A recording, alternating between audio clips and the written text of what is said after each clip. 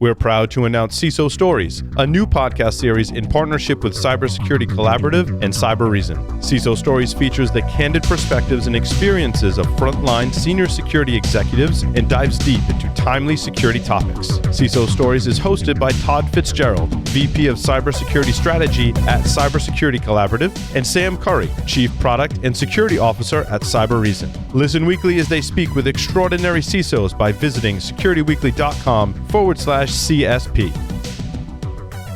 And welcome back to Security and Compliance Weekly. Hey, our next live webcast is going to be on April 29th at 11 a.m. Eastern Daylight Time, and it will give you the opportunity to learn how to prepare for modern ransomware attacks. Still implies that there's an ancient version of that, but anyway, sign up, register for the webcast by going to securityweekly.com/webcasts. And as always, if you've missed any of our webcasts or technical trainings, you can peruse our portfolio. They're all available to you at securityweekly.com/on-demand. All right, let's get back into it. As I mentioned before the break, we want to try to fix the problem.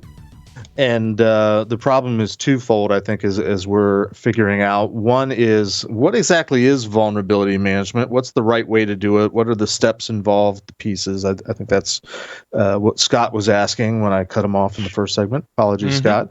And then the second question. The second question is, I think we're all in violent agreement that our industry gets this whole notion of vulnerability management wrong.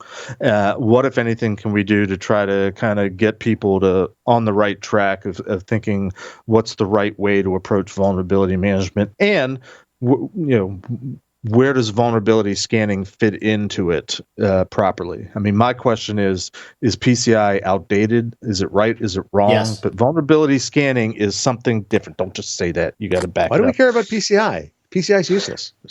Because PCI is what drives a vast majority of companies in the world, not because they want to do security, but because That's they have. a checkbox to most companies in the world. Come on, Jeff. To most, but not all. All right, so Scott, you want to re-ask your question, and we'll jump back into it. I do, and also to add, we had the esteemed pleasure of having Jake Williams on Security and Compliance Weekly. So also, go back and rewatch the show. Before we left out, we were coming upon the premise of pen testing is extremely broad, vulnerability management is extremely broad, and what I was saying was to you, Raf, if you could start naming the families, like top 5, I don't know, whatever, that one would look to find inside of a vulnerability management thing, that would really help kick this off on how to fix. So you have to have, there's a couple of technical things and there's a couple of non. So you have to have something to identify some automation, right? That identifies where as much of the technical vulnerability space as you can. Call it a vulnerability scanner, whether it's an app scanner, dynamic, static, runtime, on-device, network-based vulnerability scanning. And then you've got the platform itself. So some way of looking at bringing in vulnerabilities, slicing and dicing, prioritizing some level of filtered automation that makes the human's job palpable and actually doable. Then you've got the things that I can't quantify for you in technology, and that is accountability. You have to have the people that are on the hook to actually make the change. And that is a board down mandate. You can't as a technical person, even as a CISO, you can't enforce that because those people do not report to you, generally speaking, right? But if it's a board level topic, damn Skippy, it's going to happen. You need the thing that is technical but doesn't live inside security, ineffectually known as asset management. I had this discussion, this happened on Twitter a couple of days ago, where I said, the unknown unknowns is where will murder you every day in war and vuln scanning. But I have a story that's, I'll just segue this quickly for you guys. Had a client many, many years ago who we were trying to help them with a security strategy, and they were doing vulnerability scanning already And they looked at it. Some big four firm created a scoring sheet for them. They're like, oh, we're at a B plus, like we're really good. And I noticed one of the fields on the report said like 600 assets, and I was like, that's weird, because I just walked through a football field sized place where there are computers that run assembly lines and machines that go, do all sorts of things and cut metal and assemble and all these things. And he's like, oh yeah, but that's outside the thing. Like we don't count those because they're shop floor things. And my head exploded. And when I caught myself to bring myself back to reality again, I could talk again, I simply stared at him and said, so if those things go out of commission, you don't care? And he goes, oh, no, those are the critical ones. I'm like, so what you're saying is the things that are line of business killers, you don't know anything about. And he went, what? Oh, yeah, I guess that's a problem. And at which point I realized the big four have no idea what they're doing when they implement a lot of this stuff. And we actually, so accountability and asset management more than anything. If you don't know what you own, none of this makes any sense to you, and this is all a moot point, because if you have 100 systems that are all patched, configured perfectly, patched perfectly, and everything, and you've got the one that you don't know exists that's missing that MS08 patch because it's still an NT4 box that'll crater the rest of your network, like what are you even doing, right? So it's like Jeremiah Grossman used to ask, if you've got 9 SQL injection vulnerabilities and you close 8 of them, how much risk have you reduced? None. And with that amount of with exactly that much data on it, the answer is I have no idea, because it's not a number. Increased it. No, you've increased it. It's not none, and it's not I don't have any idea. You've increased it. That's a valid argument I can make as well. Yeah. And then so the last piece of this is lifecycle management, and I learned this working for GE in that. I used to think, wide-eyed, bushy-tailed, new to InfoSec, 10 years in, me always thought that if something came up and it was critical, it had to be done right now because our policy was 7 days. Like it had to. And some people would just went, yeah, that system can't be down until January, which is 9 months from now, so we'll get it then. And I'm like, but you have to. And they're like, watch me. No, we don't. And there's nothing I could do. So what always happens, right? It just sort of floats off the spreadsheet someplace or ends up at the bottom of 75 million vulnerabilities otherwise. So the life cycle. And the reason I say that is there are 3 things you can do with the vulnerability. You can remediate it, you can defer it, and you can accept it. If you remediate it, that means you've got an SLA you're tracking to and tracking the closure, and somebody's staring at it. The other 2 are your silent killers, because if you go into deferment, somebody has to then come back at that date. It's like the snooze button on Gmail, right? Come back to me in 30 days and remind me that this thing is still critical and we still need to fix it. It just didn't get fixed in the last cycle. So now it comes right back to the top. Like, let's go. We got to get on this. You can't keep hitting snooze infinitely, by the way, because that's not what defer means. That means accept. Wait. Well, no. Sorry. In government work, POAMs, they hit the snooze indefinitely. So I'm sorry. You're wrong. It's totally fine. It's no big deal. No, according to ATO, POAMs have a shelf life as well. No, they don't. So let me clarify a couple things. Thank you for that list, Raf. We didn't go into accept, but okay. It's funny that Scott asked that question because that's been part of my research. I just I didn't ask people. I just Googled. No, actually, I did start by asking them, and then I ended up going to the Google. And lo and behold, there's not universal agreement on what are the key components of a vulnerability management program, and it ranges from 3 to 6 steps. And while there's overlap and similarity, there's probably, I haven't added it up yet, but there's probably 8 or 10 unique aspects or steps that have been identified across the things that I've found so far, which makes me think the first question that we really should ask in trying to solve the problem is what exactly is the point of, what's the purpose of, what is the goal of vulnerability management? Because I don't think that we're going to have universal agreement on what a vulnerability PCI management program is supposed to do. That's harsh. That's one possible answer. That's harsh. I'm sorry, I couldn't resist. I mean, otherwise, what justifying PCI? What's the other point of vulnerability management? I mean, is there anything other than that? So I will give you guys this. This is my slightly shorter version of that answer, of an answer I'd like to give. My friend Jason Whitty always said that the goal of a CISO is to make sure that his leadership surrounding him is never surprised. So the goal of a vulnerability management program is to have a quantifiable level of risk, technology risk. Oh, that's a fascinating comment, because that ties back into everything from cyber insurance to risk management to technical debt to all kinds of different things that are not quantified properly, are not understood how to quantify properly in this industry, and frankly are just most of the times ignored in favor of cowboying a solution. Correct.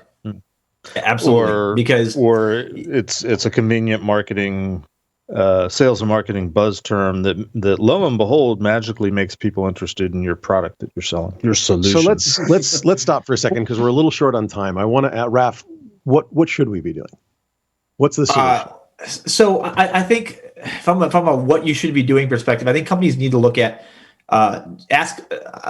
first thing you should ask the sobering question: should I be doing this on my own?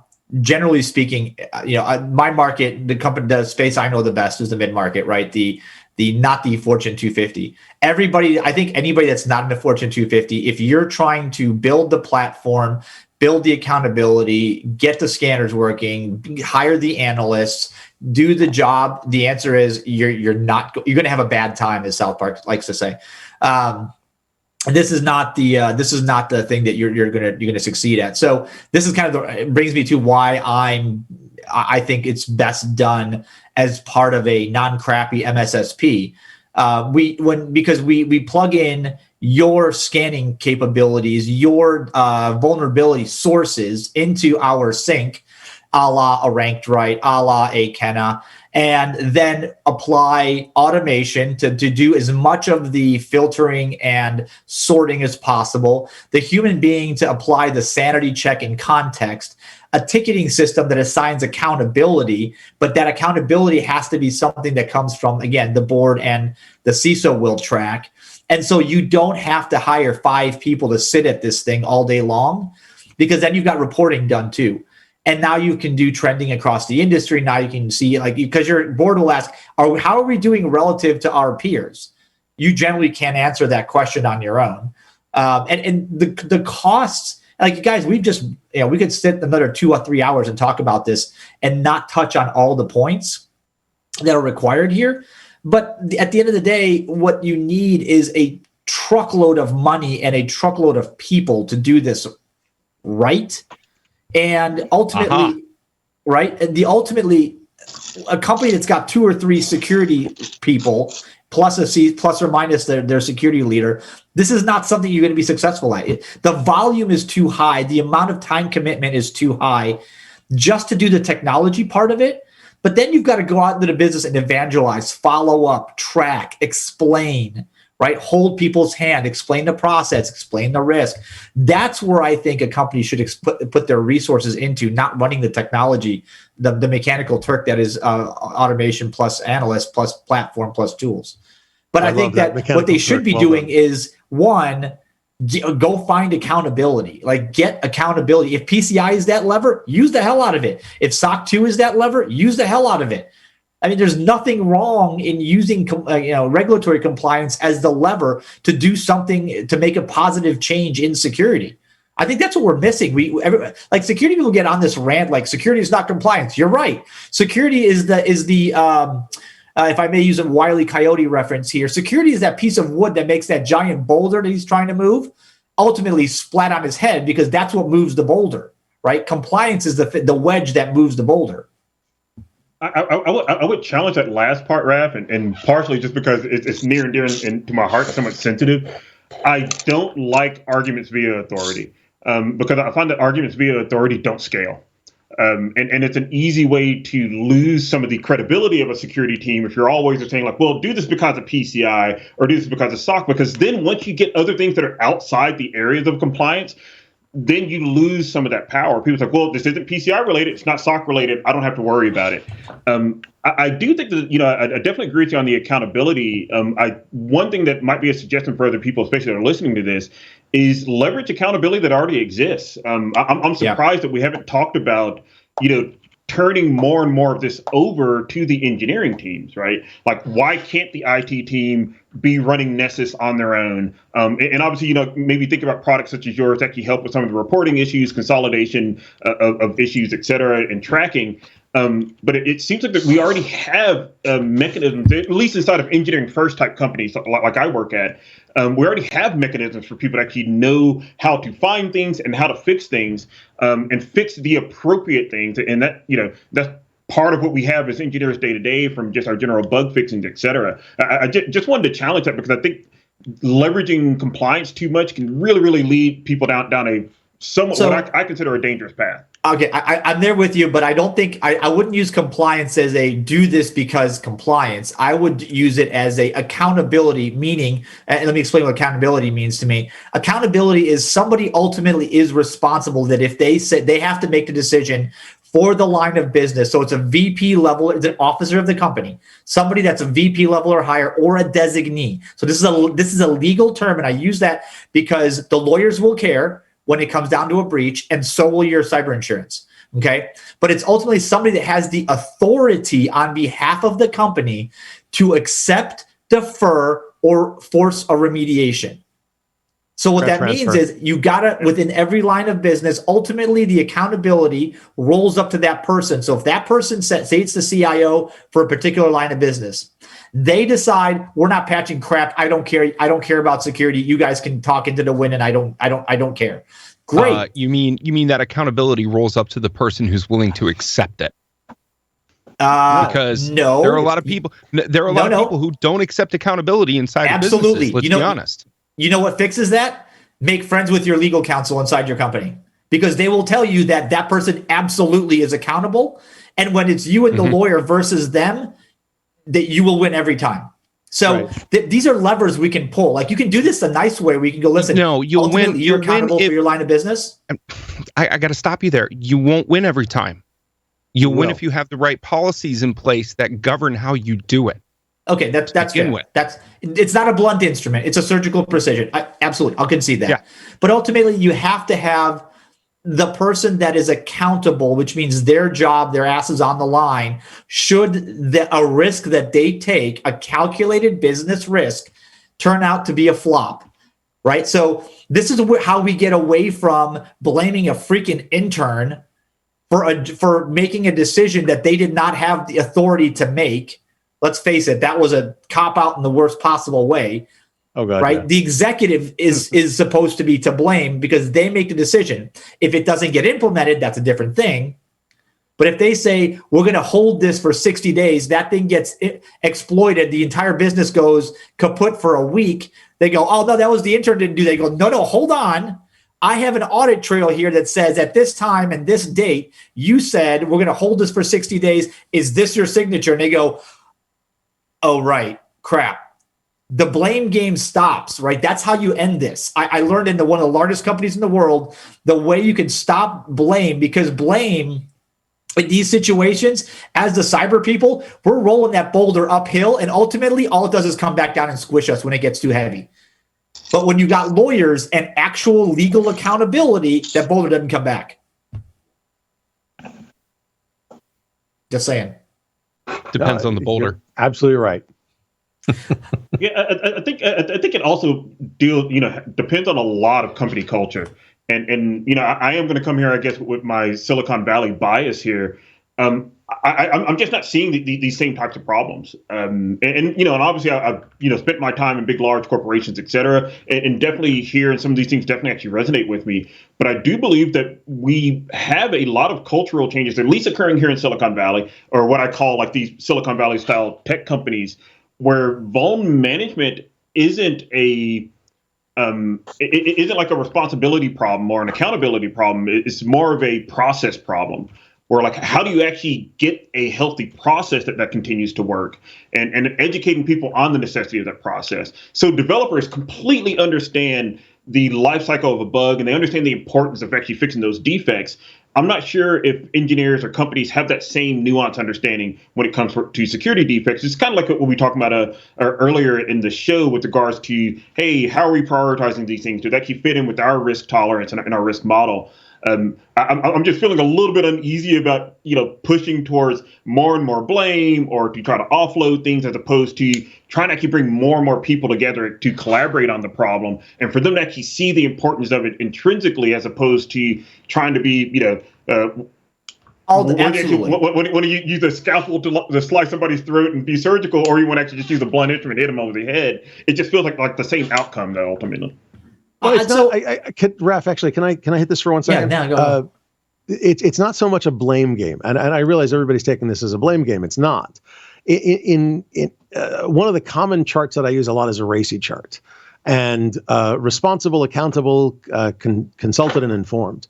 And there's only one accountable on every single task, and that's because there has to be someone, not necessarily to blame, but there has to be someone who can say yes or no and have the authority to do so. Without a RACI chart, without an accountability, you simply cannot get things done. And concurrently, you can't have, and yes, it's one throat to choke, blah, blah, blah, blah, blah. Yes, there's a blame thing there. But it's also the fact that you have to have people understand that there is reaction. There is, when they take an action, when they say yes or no or whatever to some question, there are consequences, there are ramifications. You best think it through. This is how you don't get the diffusion of blame through a committee. Oh, it wasn't me, it was all of us. Oh, sorry, nobody can blame me. That depends on location. That all depends on location. What do you mean depends on location? Another country may have different, or other countries have different laws and different regulations that create different culture.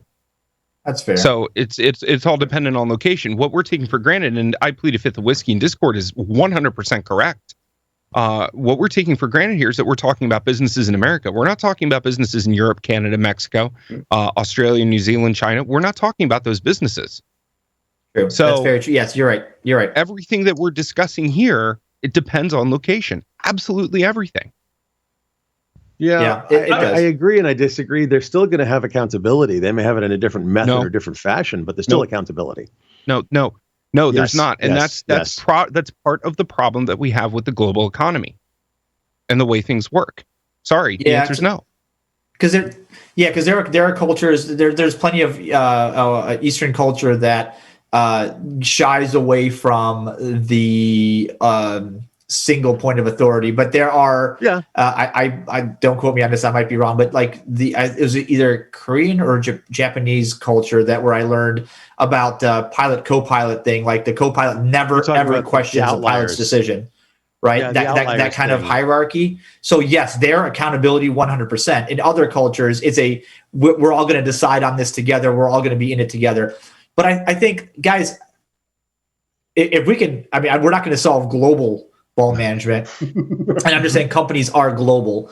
But if it's a US-based company, I think it's fair to ask that we use a mindset that we use here, primarily because legal and regulatory, it behooves us to have a strict level. But I don't want to use accountability necessarily as a blame. I want to use accountability from the perspective of this ultimately rolls up to somebody has to make a decision which way the boat goes, right? There's a captain of the ship, and it's whether it's at the line of business level, and I want to be collaborative. I did everything I possibly could, I'd like to tell myself, that to get them to understand, to explain, to collaborate, to go, okay, I understand what you're saying, but here's what could happen. And sometimes the other side of the table is simply obstinate, or simply we do a terrible job of explaining, or whatever. And ultimately, one of the people I saw as a nemesis in the legal group that ended up being my closest ally kept telling me that, you're telling people to sign off on accepting risk. They do not have this authority. So ultimately what happens is you're taking that risk on, not them, because you're not finding the right point of accountability, the right level. And when you fail at that, ultimately, when it does become a breach or an incident scenario, you're accountable because you haven't found that level. And I think that that becomes my that was my learning point, right? Where I'm like, okay, so the reason I could change never your name to Evergreen or something. Look, ultimately, whose fault is it that ship ended up sideways? Who's going to be held accountable? The captain. He can't blame the engineers for drawing with geotagging. I mean, let's be honest. Yeah. That was hilarious. Raph, I think that was actually one of the more powerful points in your blog post, which is not necessarily who should be blamed. It's really like, who actually has the right level of authority to actually accept this risk, right? Because we say this all the time. At the end of the day, companies are all about making decisions, and we're just these large decision-making machines. But at the end of the day, there actually are some top-level controllers who are saying, like, hey, I can make more decisions than others, or I can make more global decisions on behalf of the company. That's where I feel like you're going with this. But keep me honest. Is that kind of like the point? It's like, hey, making sure that it's the right person that is making these risk trade-off decisions. Because when you say, like, hey, I'm either going to accept, defer, or the remediate, person that's a risk decision. Yeah. Because if you go to the right person and so my formula is always keep it as simple as possible. The more complex a formula is, the more it's going to look like black magic to somebody that's not in IT, and then more likely they're going to go, yeah, whatever, that's cute, but that's just a bunch of like nonsense. Be very deliberate. And the way I did that was I actually went and spent a little bit of time did some time as a business analyst on one of those teams to understand how they talk, what the reference points were, what the language they use, and adopted and translated some of that into the technical speak that we use. And high risk versus critical, low risk versus medium. Like those are different terms, but they mean very similar things depending on the context. And for me, it was really finding people that cared. And ultimately, the person that cares is the one that is going to be held to account if and when things go horribly sideways. And I promise you there is such a person for every line of business, every pod group, whether it's a manager, a director. It's going to be some level of executive, whatever the company org structure is. Even flat orgs, there is somebody whose job it is to be accountable for the safety, the health, the business and the physical of that part of the business. And that is the person you must convince that you know what you're talking about, you have the business's best interest in mind, and that you have a sound formula for telling them what they should act on, what they can sit on, and what they will never have to worry about. And then in the last part of this, I wanted to mention from a little bit ago, if I may, when you accept risk, like we simply say that patch, I'm never going to apply that would break my system. Guys, do you remember back in early 2000s when ISS and now IBM, McAfee, and several other companies would make you run a version of JRE that was like 4 revs back that would essentially guarantee you get owned just to run the console for the security tool? I do, because we had to run something vulnerable to run security. Now, bypassing the complete irony of that for just a second, right? We were going to accept that risk, but we had to, because otherwise we couldn't do our jobs.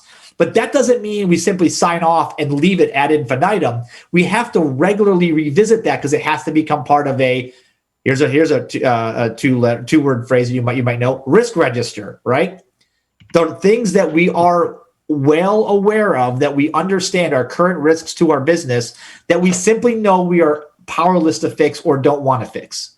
But again, hey, Raf, I'm holding up the yellow card, because that's at least twice you've thrown out a certification term on this show, and I highly object to that. Let's 2 yellow cards. Does that mean a red card? I'm out for the rest of the match.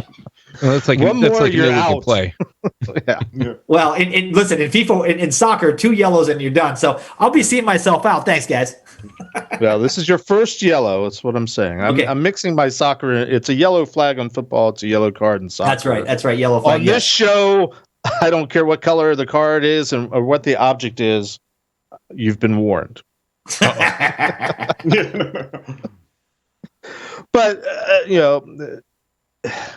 it's, we're talking on the Discord, which is always fun to try to balance both conversations. But one of the threads is the fact that nomenclature is so important, and yet we universally can't agree on just about any term within our entire industry, which I find fascinating.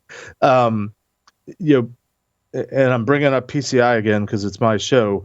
PCI, when it talks about vulnerability management, it's largely talking about keeping everything that you've put into your environment secure, whether it's through monitoring for the introduction of malware, antivirus, that's gone, but or change management, patch management, keeping things updated, keeping things up to date, because you already built them securely based on a hardening standard that closed out all the known vulnerabilities at that point in time.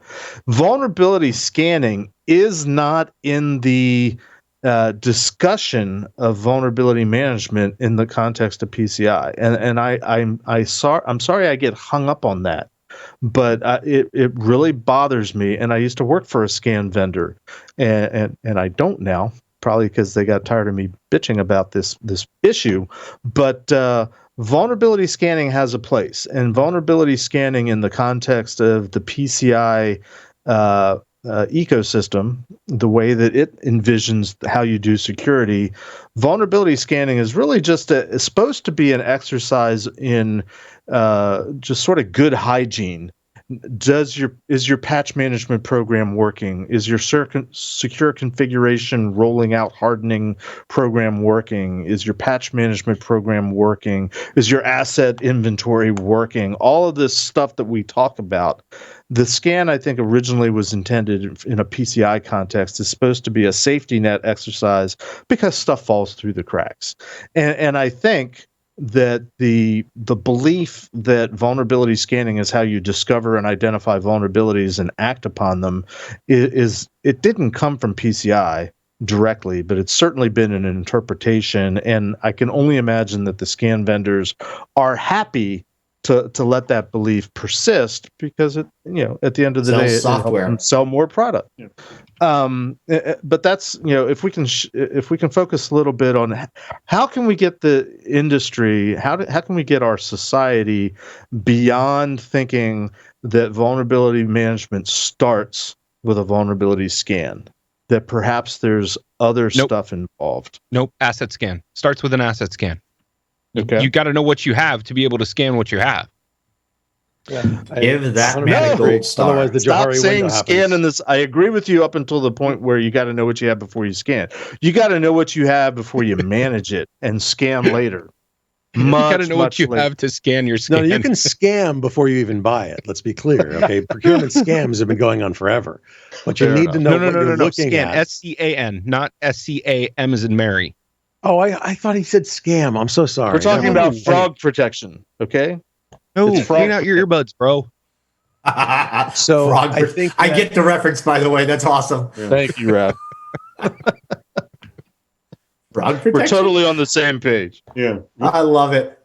So the question is to our esteemed panel, and maybe Flea, you're about to answer it. So I'll shut up and let Flea talk. No, I was just gonna say, we should always recall that, quote unquote, these vulnerability discovery products. See, I didn't use scan. Existed before PCI, and especially for people that were originally on the black hat side, et cetera. It's like, yeah, these are all the same tools that we were using. We're actually trying to discover systems, figure out where weak points were, et cetera. And I don't know what we can actually do in the industry to actually help with the ecosystem and the perception of scanning. I know one of the ways I like to think about it is, when you think about a vuln management type program, it's more of like going to the doctor for a physical, right? And taking those results back and figuring out what you need to do to achieve the goals that you want to have, right? So in my case, I'm obviously getting a little bit older here, so I'm really concerned about my snowboarding career. And so I go to the doctor and I find it's like, hey, how's my blood pressure? How's my body fat? And the doctor's like, oh yeah, by the way, Flea, your back knee is just completely, completely trash. But because I want to snowboard, okay, well, that now is a critical thing for me to actually fix because it's going to enable me to actually do some other things. When the doctor says, okay, oh, Flea, you should maybe stop eating at Bojangles so much and lose a little bit of weight. I'm like, you know what? I like Bojangles. I'm going to take the cholesterol hit. I'm going to take the fat hit. Just because it actually fits into my risk tolerance and the objectives that I have in my life. We haven't really figured out a good way to communicate that to the rest of the enterprise, or the rest of the company, to see it in that same manner. And I do think that all of these aspects of vulnerability management, like going out, actually discovering things, discovering assets, discovering vulnerabilities, I don't know. Oh, geez. Yeah, the camera hates me today. But I don't know if any of those things can actually be done in isolation. And I don't know if any of those things are ever complete. So I don't know if there's any one particular action that you have to start first. But it is worth knowing all of the actions that must occur. So if you start first by literally, hey, you know what, I got this pen test result. I need to actually figure out how we're actually going to, manage these results through their entire life cycle. You're doing vuln management. Yes, you are. You're not actually managing all of your vulnerabilities, but you're at least managing the ones you know about. The same thing, like, hey, Microsoft just sent us something on Patch Tuesday, et cetera. So I think there isn't a perfect answer here outside of start with something and then build upon that. Yeah, a pen test is a source of vulnerabilities. Spoiler alert. No, a pen test is a checkbox. No, pen test is a checkbox. Yes. We're gonna let you pass on that one. A pen test should be emulating the threat. Your scanner is going to find your vulnerabilities. A pen test not should a be pen test anymore. It's not a pen test. It's a breach and attack simulation. Get it right. It's a red team. Okay, at this point we've crossed so far over that divide, guys. Yeah, no joke, dude. What's really interesting is I was working with a company, not in too recent memory, so they probably won't remember this, but they did the quintessential. We have a scanner, we scanned it, we dumped it out to a spreadsheet, we remediated all the criticals, we're good. And they're like, well, we have a vulnerability management program. Like, no, what you have is a vulnerability scanner and a spreadsheet that you sometimes do something about. That's not a program. Like this is if I could change one thing about cyber, besides the fact that, like, the one thing would be if I could go back in time, I would take away the fact that we create our own language, which has created so many offshoot problems. It's not even funny. But that said, no time machine. Unless you guys got one. No. Okay. So if I could change one thing about us, is I would really take some of the focus that we have and this obsession we have with vulnerabilities and kind of the increasingly obscure levels to obscurity of things that we have to do to exploit some of these things. Like, we saw some of these attacks come out, like, oh my God, this is critical, everybody has to patch. When some of us are sitting there going, do you realize that there has to be, like, basically a nation state activity and budgets and such to make this? Now, at a certain point, somebody will commoditize that, yes, but for a while, like Spectre and Meltdown, right? Like, it literally took years of research to come up with that. We have to understand and quantify for ourselves at some basic level what this stuff means to us. It's going to require a threat model. It's going to require some degree of ITIL-based asset management, change control processes. These are not sexy security things. They're just not. There's no black hat talk about how sexy it is to do ITIL asset management. Like, it's not going to happen. But if you don't do that well, I don't care what you do in security, a la the last 20 years, you're going to have a bad time, and it's going to continue to be breach central everywhere. And this is why we are creating, we're building castles around things that don't matter in ways that we don't understand to protect things that we can't quantify. Like, this is nonsense. This is insanity. And so vulnerability management, for me, strikes at the core of everything. It's a multi-billion-dollar industry. And don't security, man. Don't screw with my job. Come on. One of the things that I've been keying in on, Raf, as you're talking, which I think is something that we are failing on in the industry. Like, you're constantly mentioning vulnerability management program.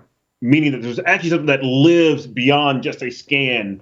There's an entire life cycle, et cetera. And I think one of the things we've missed out on in the industry is, treating it as like a point in time, just activity. It's like, yep, I did a scan, I got some results, tossed it in a spreadsheet, as opposed to kind of what your point is here, and some of you've written in the blog post. I'm actually kind of curious, like, how do you, describe the difference between that time and point kind of activities that you do, the vulnerability management, the scanning, et cetera, versus truly actually building out a program?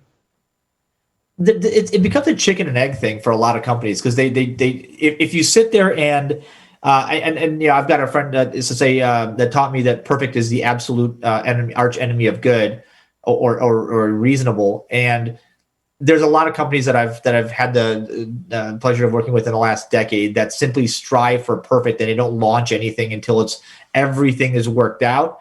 Meanwhile, things are getting exploited every day. I'll give you guys kind of a counterintuitive bit that's going to be in a future blog post and a talk I'm giving. But so a bit of counterintuitive learning that I've had. When we look at vulnerability management, okay, there's three places where you're going to have issues. In current things that are being released, that are brand new, things that are in the pipeline to be released, and then the old stuff, the legacy stuff that's been in there. If I ask 10 out of 10 security professionals, or if I ask 10 security professionals, usually it's either 9 or 10 of them go, hey, we need to fix all that old stuff that's been sitting around first and foremost. And I will tell you that's wrong. You go after the stuff that just came out, or the stuff that's in the pipeline. The stuff that just came out, odds are, or that is just coming out, odds are you can actually real-time affect that implementation. So if an app is being written right now, you have a better chance of putting security into that than one that is somewhere in the pipe, or one that's been deployed for a while. Now, the next thing I would say is go into the pipeline and make sure that you're not generating net new issues. And then once you've solved the things that are out there just recently and you're not making net new, then you can go back and tackle the old, because they've been there for a long time, and odds are another day may or may not matter in the grand scheme of things.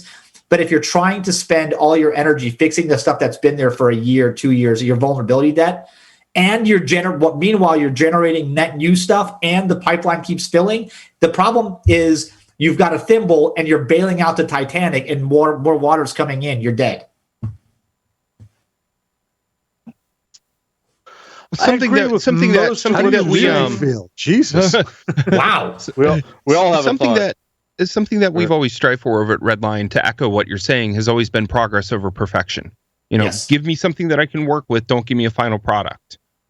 And a lot of companies have a problem with that, in that they say, well, our clients will only take this if it's at this level, or this if it's at this level, versus working through the process and working with a client or working with internal teams to say, we're showing progress on making this happen. Right?